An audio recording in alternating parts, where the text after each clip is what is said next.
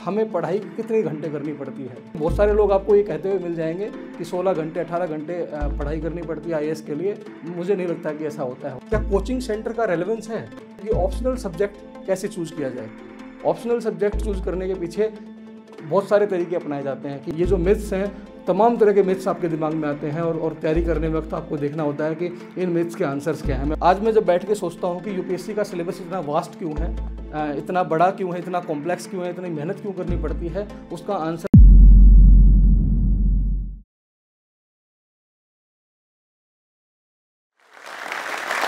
नमस्कार दोस्तों, मैं महेंद्र सिंह तंवर 2015 बैच से आईएएस हूँ और अभी वर्तमान में म्युनिसिपल कमिश्नर गाजियाबाद के रूप में काम कर रहा हूँ। आज हम लोग जोश टॉक के मंच से आपके बीच में उपस्थित हुए हैं और आज हम कोशिश करेंगे कि आपको बहुत सारे जो पहलू हैं आईएएस तैयारी के टाइम हम लोग कैसे रहते हैं, तैयारी कैसे करते हैं, तैयारी के बाद की जो लाइफ होती है और इससे जुड़े हुए कितने मिथ्स हैं, इन सारी चीज़ों के बारे में आज बात करेंगे। तो मैं शुरू करता हूँ अपनी जो प्रारंभिक जो मेरी यात्रा है। रोहतक के पास एक गाँव है काहनौर, मैं काहनौर का रहने वाला हूँ। मेरे फादर जो हैं वो आर्मी से रिटायर्ड हैं, वो सिपाही से भर्ती हुए थे और नायक के रूप में रिटायर हुए थे।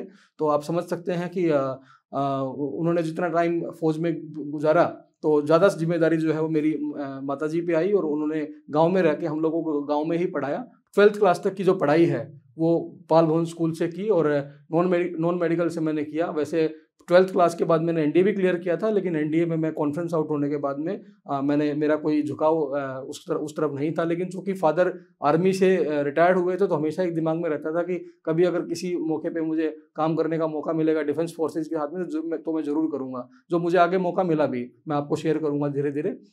जब मैं 12th करने के बाद में जब इंजीनियरिंग करने की बात आई तो मैंने fashion and apparel engineering branch को चूज़ किया। टेक्सटाइल इंजीनियरिंग की जो गारमेंट स्पेशलाइजेशन मैंने किया और टीआईटी एक कॉलेज है भिवानी में ही है।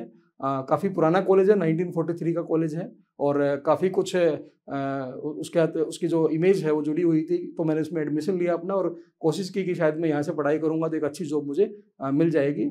मैंने अपनी पढ़ाई वहाँ से करी। जब मैं फाइनल ईयर में था तो मेरा कैंपस प्लेसमेंट हुआ। एक कंपनी है यहाँ पे नोएडा में ही, उसमें मैंने अपनी पहली जॉब जो है वो शुरू की। मर्चेंडाइजर के रूप में मैंने काम किया। काम करते करते बहुत सारी चीज़ें दिमाग में ख्यालात आते थे कि क्या मैं यहीं कंटिन्यू करूँगा या मैं कुछ और करना चाहता हूँ। बट मुझे कोई एक इग्नाइट नहीं कर पा रहा था मैं अपने आप को अंदर से, कि ऐसा कोई मौका नहीं मिल पा रहा था कि मैं डिसीजन ले पाऊँ। तो कई बार ऐसे मौके आते हैं जब आप डिसाइड कर पाते हैं कि अल्टीमेटली आपको करना क्या है। तो एक ऐसा ही मौका आया, मुझे एक ऑफ़र मिला, मुझे फ्रैंकफर्ट जाने का मौका मिला और कहा गया कि आप 10 दिन में जो है अपना पासपोर्ट अगर अरेंज कर लेते हैं तो आप एक फॉरेन ट्रिप पे जा सकते हैं जहाँ पे आपको काफ़ी कुछ सीखने को मिलेगा। मैंने कोशिश की, मैं जाना भी चाहता था, मैंने कोशिश की तो मैं अपना पासपोर्ट उन 7-8-10 दिनों में नहीं बनवा पाया।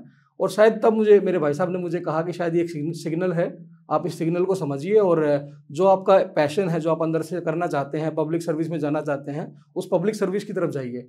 तो मैंने वापसी आया, मैंने अपनी जॉब को रिज़ाइन किया। जॉब रिज़ाइन करने के बाद में मैं दिल्ली में शिफ्ट हो गया नोएडा से और मैंने अपनी जो प्रिपरेशन है वो मैंने स्टार्ट कर दी। प्रिपरेशन स्टार्ट करने के बाद कुछ टाइम के बाद मुझे लगा कि शायद फाइनेंशियली अपने आप को स्टेबल करना बहुत ज़रूरी है। तो मैंने एग्ज़ाम भी जारी रखा देना और साथ साथ में मैंने अपनी यूपीएससी की पढ़ाई भी जारी रखी। एसएससी का एक एग्ज़ाम होता है, स्टाफ सिलेक्शन कमीशन, उसमें ग्रुप बी में भर्तियाँ होती हैं, इंस्पेक्टर रैंक और असिस्टेंट के जो पद होते हैं उनमें आपकी भर्ती होती है। तो मैंने वो भी एग्ज़ाम दिया और फॉर्चुनेटली अनफॉर्चुनेटली कुछ भी आप कहिए, मुझे लगता है कि वो भी एक सिग्नल था। मुझे मौका मिला काम करने का और मैंने मिनिस्ट्री ऑफ डिफेंस मैंने जानबूझ के भरा ताकि मुझे कहीं दिल्ली से बाहर ना जाना पड़े। तो मैंने अपनी जो जॉब है उसको ज्वाइन किया अक्टूबर 2012 में और अपनी जॉब के साथ ही मैंने अपनी पढ़ाई जारी रखी। और अक्टूबर 2012 से लेके मुझे याद है कि मेरा एक शेड्यूल क्या होता था। मैं एक छोटा सा एग्जांपल भी आपको देना चाहूँगा कि जब आप मंडे टू फ्राइडे जॉब करते हैं तो आपका शेड्यूल होता है कि आप मॉर्निंग में 9 बजे आपको ऑफिस पहुँचना होता है और खासकर जब आप मिनिस्ट्री ऑफ डिफेंस में काम कर रहे होते हैं तो 9 मीन्स 9 बजे आपको पहुँचना ही होता है।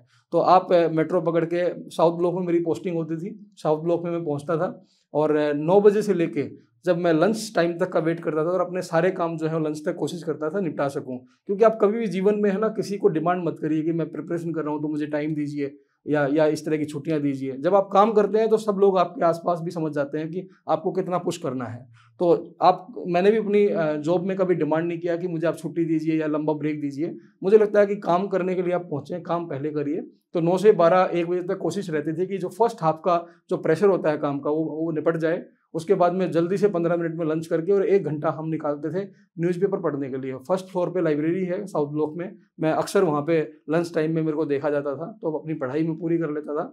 और फिर सेकंड हाफ में जो बाकी बचा हुआ काम है आप उसको भी पूरा करते थे, और 5 बजे के आसपास आपकी कोशिश होती थी कि आप वहाँ से निकलें, ताकि आप 6 साढ़े छः बजे की कोचिंग होती थी मेरी। मैं हिस्ट्री ऑप्शनल था मेरा, तो मैं हिस्ट्री ऑप्शनल को प्रिपेयर करने के लिए मैंने केवल कोचिंग ज्वाइन की थी, बाकी सारे सब्जेक्ट्स मैंने खुद ही अपने लेवल पे तैयार किए थे।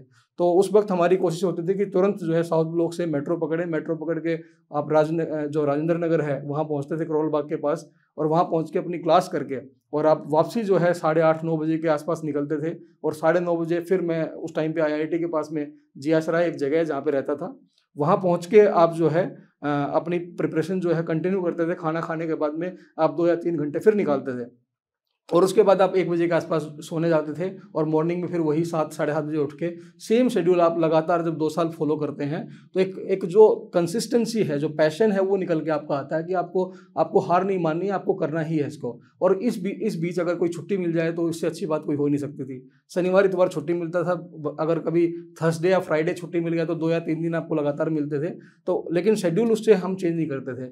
मॉर्निंग में अगर आपको 8 बजे निकलना है, 8:30 बजे निकलना है, तो तब भी हम लोग निकलते थे, चाहे संडे हो चाहे सैटरडे हो। बट फ़र्क इतना था कि आज आपको दफ्तर नहीं जाना, आपको लाइब्रेरी जाना है।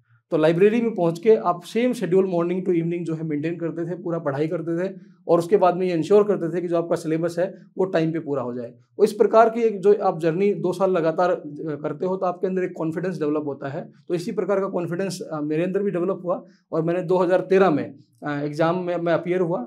किन्हीं कारणों से मेरे कुछ इंटरव्यू के मार्क्स या कुछ अन्य कारणों से रैंक जो है वो बहुत अच्छा नहीं आ पाया था, तो मुझे इंडियन रेलवे ट्रैफिक सर्विस में मुझे पहला अटैम्प्ट में मुझे अलाइड सर्विसेज मिली। मैंने फरवरी 2015 तक मैं अगले साल का मेंस भी दोबारा लिख चुका था, 14 का एग्ज़ाम का मेंस भी दोबारा लिख चुका था। लेकिन मेंस लिखने के बाद में मैंने MOD से टेक्निकली रिज़ाइन किया, और इंडियन रेलवे ट्रैफिक सर्विस में इरिटिम लखनऊ में मेरी ट्रेनिंग होती थी, वहाँ जाके मैंने उसको ज्वाइन किया, और ज्वाइन करके वहाँ से मैंने इंटरव्यू दिया। फॉर्चुनेटली जो है दोबारा से मुझे मौका मिला इंटरव्यू देने का, और उसमें मेरा सिलेक्शन हुआ। और इस बार जो गलतियां मैंने पिछले अटेम्प्ट में की थी उनसे मैंने सीखा, और उसको आगे मैंने इंश्योर किया कि दोबारा गलतियां ना हो। इस बार जो है वो रैंक बेहतर हुआ, इंटरव्यू के स्कोर भी अच्छे रहे, और मुझे फॉर्चुनेटली 14 एग्जाम से 15 बैच अलॉट हुआ IAS में, और यूपी काडर मुझे बाद में अलॉट किया गया। चूँकि यूपी काडर अलॉट हो चुका था तो जून महीने के आसपास मैंने IRTS से भी टेक्निकली रिज़ाइन किया, और उसके बाद में Lal Bahadur Shastri National Academy of Administration Mussoorie में हमारी ट्रेनिंग स्टार्ट होती है। और उसके बाद रेस्ट इज हिस्ट्री, एंड एक सर्विस में आने का मौका मिला, और काफ़ी कुछ सीखने को भी मिला यहाँ पे। तो इसके बाद की जो स्टोरी है, हम लोग बात करेंगे जो मिथ्स हैं, उन मिथ्स को हमें दूर कैसे करना है। ये जो मिथ्स हैं, तमाम तरह के मिथ्स आपके दिमाग में आते हैं, और तैयारी करने वक्त आपको देखना होता है कि इन मिथ्स के आंसर्स क्या हैं। मैं कोशिश करूंगा कि अगले कुछ वक्त में उन सारे मिथ्स को एक एक करके बात करूं, और उनके जवाब भी मैं आपके सामने देने की कोशिश करूं। पहला सबसे बड़ा मिथ आता है कि क्या हमें पढ़ाई कितने घंटे करनी पड़ती है, UPSC को अगर क्लियर करना है तो कितने घंटे की पढ़ाई हमको करनी पड़ती है। मुझे लगता है ये सारा सवाल जो है आपके दिमाग में कई बार आ चुका होगा। मुझे ऐसा लगता है कि ऐसा कोई हार्ड एंड फास्ट रूल नहीं है कि आपको इतने घंटे पढ़ाई करनी है, क्योंकि बहुत सारे लोग आपको ये कहते हुए मिल जाएंगे कि 16 घंटे 18 घंटे पढ़ाई करनी पड़ती है IAS के लिए। मुझे नहीं लगता कि ऐसा होता है। होता क्या है कि पूरे साल भर में कुछ दिन होते हैं, एग्जाम से कुछ दिन पहले या कोई स्पेशल दिन आ गया जिस दिन हम 15-16 घंटे पढ़ लेते हैं, और उसी को एक रेफरेंस के रूप में हम लोग उसको यूज़ करते हैं, और कई बार कहते हैं कि इसको एक एग्जाम को क्लियर करने के लिए 16-16 घंटे 18-18 घंटे की पढ़ाई हमको करनी पड़ती है। बट मुझे लगता है कि जो इम्पोर्टेंट है वो है सिलेबस कवर करना। आप जितना जल्दी अपने सिलेबस को समझते हैं, जितना जल्दी अपने सिलेबस को पूरा करते हैं, चाहे वो आप 6 महीने में करें, 8 महीने में करें, 1 साल में करें, 2 साल में करें, 6 घंटे पढ़ के करें, 8 घंटे पढ़ के करें, ये आपके ऊपर डिपेंड करता है। जितना स्ट्रक्चर्ड रूप में आप अपने सिलेबस को पूरा करेंगे उतना ही आपके लिए बेहतर होगा, और उतने ही घंटे और उतने ही दिन, उतने ही महीने आपको तय करने हैं कि आपकी प्रिपरेशन में कितना टाइम लगने वाला है। तो ये मिथ बिल्कुल अब दिमाग से निकाल दीजिए कि 18-18 घंटे 20-20 घंटे पढ़ना, मुझे लगता है प्रैक्टिकली पॉसिबल भी नहीं है। आप कब सोएंगे, कब खाएंगे, कब अपनी एक पर्सनल लाइफ को जिएंगे। तो इसलिए इस चीज़ को, इस मिथ को आप दूर कर दीजिए। दूसरा मिथ अगर मैं करूं तो लोग कहते हैं कि क्या जॉब के साथ में तैयारी कर सकते हैं। मुझे लगता है बिल्कुल कर सकते हैं, और आपके सामने मैं खुद एग्जाम्पल हूँ। मैंने कभी भी जॉब से रिज़ाइन नहीं किया, कभी मैंने जॉब से ब्रेक नहीं लिया, और आज आप देखिएगा बहुत सारे IAS ऑफिसर जो हमारे बैचमेट्स भी हैं वो कहीं ना कहीं जॉब करके आते हैं, और मुझे लगता है कि इसका एक एडिशनल एडवांटेज भी होता है। जो एक्सपीरियंस हम लोग अपनी पुरानी जॉब्स में लेते हैं वो हम कहीं ना कहीं बाद में उस जॉब के एक्सपीरियंस को इस्तेमाल भी करते हैं। तो ऐसा नहीं है, ये केवल टाइम मैनेजमेंट है, आपके ऊपर डिपेंड करता है कि आप अपनी जॉब के साथ में कितने घंटे आप निकाल सकते हैं। अगर आप जॉब नहीं कर रहे हैं, पूरे दिन पढ़ाई नहीं कर रहे हैं, तो इससे जॉब का कोई लेना देना नहीं है। लेकिन आप जॉब भी कर रहे हैं, बीच में 6 घंटे 8 घंटे रेगुलरली निकाल रहे हैं, वीकेंड्स का टाइम निकाल रहे हैं बाकी प्रिपरेशन करने के लिए, तो मुझे लगता है कि आप जॉब के साथ भी अपनी पढ़ाई जो अपनी तैयारी है वो कर सकते हैं। एक तीसरा मिथ निकल के आता है कि क्या कोचिंग सेंटर का रेलेवेंस है। तो मैं आपको एक एग्जांपल देता हूँ। देखिए, कोचिंग सेंटर में बहुत सारे बच्चे पढ़ते हैं, मैंने खुद भी कोचिंग सेंटर से काफ़ी कुछ चीज़ें की हैं, लेकिन ये भी आप देखिएगा कि उस कोचिंग सेंटर से क्या सारे बच्चे एग्जाम क्लियर करते हैं? Answer is no. क्योंकि वही सिलेबस, वही क्लासरूम, वही टीचर, लेकिन स्टूडेंट अलग होते हैं। तो हर स्टूडेंट का अपना एक कैलिबर है, अपनी एक उसके एफर्ट्स हैं, वो कितना एफर्ट लगाता है, तो ये चीज़ें भी मैटर करती हैं।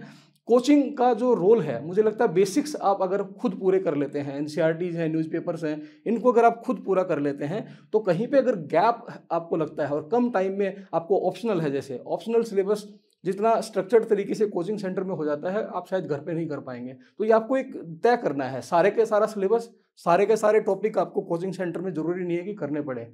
कोचिंग आप ज्वाइन करिए, कुछ अच्छे टीचर्स भी इंपॉर्टेंट होते हैं, कोचिंग से ज़्यादा इंपॉर्टेंट टीचर होता है। तो मैं ये कहूँगा कि आप ब्रांड के ऊपर ना जाके आप टीचर की जो क्वालिफिकेशन है, उसका जो स्टाइल है पढ़ाने का, उसके ऊपर भी जरूर विचार करें, तो आप ज़्यादा बेहतर कर पाएंगे। एक और मिथ हमारे सामने आता है कि करंट अफेयर्स को हम लोग कैसे तैयारी करें, न्यूज़पेपर कैसे पढ़ें, एनसीईआरटी कैसे पढ़ें। तो इसके लिए भी बहुत सिंपल सा तरीका है। मैं किसी कोचिंग के अगेंस्ट नहीं हूँ, लेकिन कोचिंग के नोट्स 1 महीने के कंपाइल्ड बिल्कुल मत पढ़िए, क्योंकि उन्होंने जो कंपाइल किया है वो अपने पर्सपेक्टिव से कंपाइल किया है।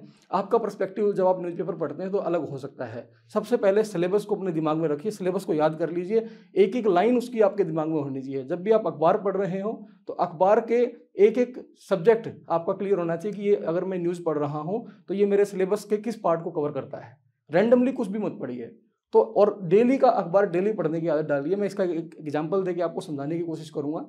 अगर आप खाना आज 1 दिन नहीं खाते हैं, 2 दिन नहीं खाते हैं, 3 दिन नहीं खाते हैं, तो मैं गारंटी के साथ कह सकता हूं कि 30 दिन के बाद आप 30 दिन का खाना नहीं खा सकते।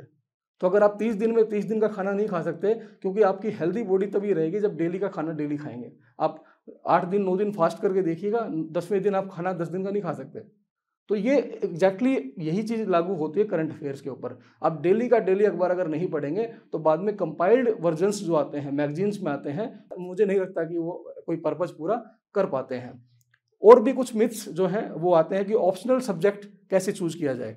ऑप्शनल सब्जेक्ट चूज करने के पीछे बहुत सारे तरीके अपनाए जाते हैं कि जीएस का सिलेबस कवर होता है, क्या इससे कितने सिलेक्शन लास्ट ईयर हुए हैं, ये तो मेरा ग्रेजुएशन सब्जेक्ट रहा है कि नहीं रहा है। तमाम तरह के रीज़न हो सकते हैं आपके ऑप्शनल सब्जेक्ट चूज करने के, बट सबसे मेन जो बैकग्राउंड होना चाहिए आपका ऑप्शनल सब्जेक्ट चूज करने का वो है कि आपका उस सब्जेक्ट को आप कितना समय दे सकते हैं पढ़ने के लिए, आप कितना इंटरेस्ट डेवलप करते हैं उस सब्जेक्ट को पढ़ने के लिए। मुझे लगता है ये पैरामीटर अगर आप फॉलो करेंगे तो एक अच्छा सब्जेक्ट जो है वो आप चूज कर पाएंगे। और यकीन मानिए सारे सब्जेक्ट्स में सिलेक्शन होते हैं, ऐसा कोई रूल नहीं है कि पर्टिकुलर सब्जेक्ट से ज़्यादा सिलेक्शन होते हैं या पर्टिकुलर सब्जेक्ट से कम सिलेक्शन होते हैं। मैंने बीटेक किया टेक्सटाइल्स में, मेरा सब्जेक्ट जो है हिस्ट्री रहा है और हिस्ट्री से मैंने दोनों बार क्वालिफाई किया है, और ऐसा नहीं है कि मेरा कोई बैकग्राउंड रहा है।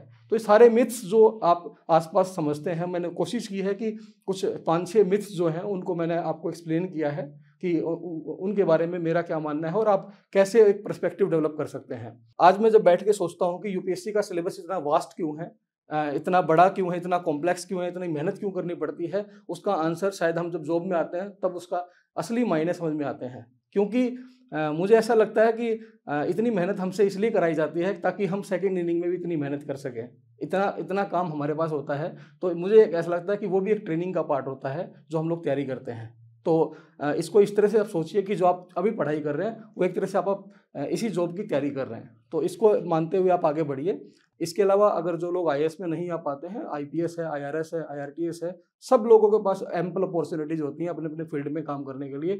कोई सर्विस ऊपर या कोई सर्विस नीचे नहीं होती है। मुझे लगता है कि जो भी सर्विस आपको एग्जाम क्वालिफाई करके मिलती है, आप उसमें रेलेवेंसी मेंटेन करिए, अपने आप को जस्टिफाई करिए कि आप वहाँ पे काम कर रहे हैं और किसी न किसी रूप में आप जो है लोगों को सर्व कर रहे हैं। तो ये कुछ चीज़ें हैं, मैं उम्मीद करता हूँ कि आप सब लोग अगर इन चीज़ों को फॉलो करेंगे और अपनी तैयारी करेंगे एक बहुत बैलेंस तरीके से तैयारी करिए, समय दीजिए और सिलेबस को हमेशा दिमाग में रखिए।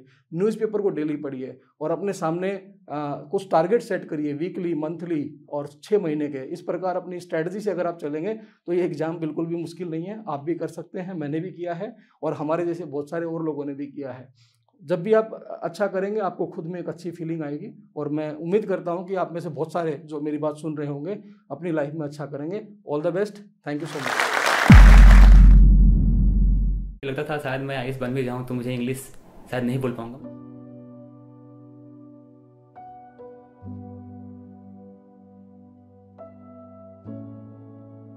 मेरा नाम तबरेज़ आलम है और मैं बिहार से बिलोंग करता हूं। मैंने जो भी मेरा एजुकेशन मैंने बिहार से हिंदी मीडियम में मैंने प्राप्त की और लास्ट ईयर मैंने अपना ग्रेजुएशन कंप्लीट किया है। प्रेजेंटली मैं दिल्ली में रह रहा हूँ और यूपीएससी का प्रिपरेशन कर रहा हूँ। तो प्रॉब्लम जो सबसे बड़ा जो प्रॉब्लम होता है कि जैसे आप हिंदी मीडियम स्कूल जब प्राप्त करते हैं तो क्या होता है कि जब कोई अगर आपसे कोई प्रश्न पूछता है इंग्लिश में तो आप तो उसके बारे में जानकारी आपको होता है, बट क्या होता है कि लैंग्वेज का आप उस इंग्लिश में एक्सप्लेन नहीं कर पाते। इंग्लिश से तो बहुत डर लगता है क्योंकि मेरा इन्वायरमेंट ही नहीं है तो इंग्लिश से डर लगेगा, ये नेचुरल है।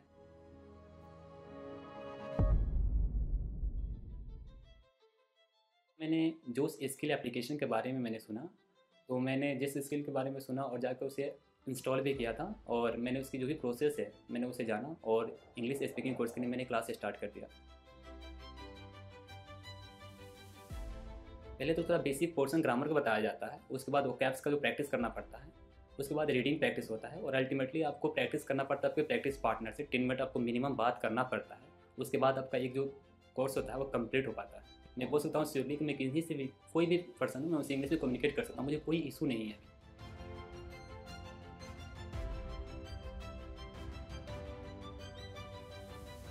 सो जोश स्किल ने काफ़ी हेल्प किया मेरी कम्युनिकेशन स्किल को इम्प्रूव करने में। So that why today I am here. So first of all I would like to thank Josh Skill who really helped me a lot to improve my communication skill. Thank you, Josh. And finally, I would like to say, education is the most powerful weapon which you can use to change the world. Thank you.